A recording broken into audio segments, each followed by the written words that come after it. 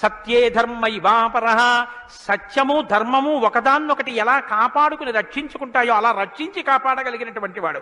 తమేవం గుణ సంపన్నం రామం సత్యపరాక్రమం.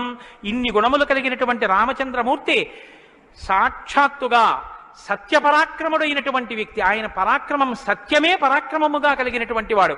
అటువంటి వాడు రామచంద్రమూర్తిని ఆ రాముని యొక్క కథని సంక్షేపంగా చెప్పారు. సంక్షేపంగా అంటే వివరంగా కాదు, బాగా గుర్తుపెట్టుకోండి.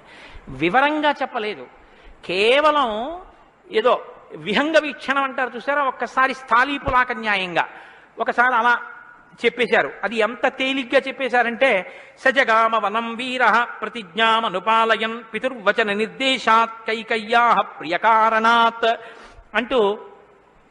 కానీ సంక్షేప రామాయణ శ్లోకాలండి, అవి నిజంగా మంత్రాలే. దశరథ మహారాజు గారు లేక లేక లేక లేక సంతానం కలగలేదని బెంగ పెట్టుకుని అశ్వమేధ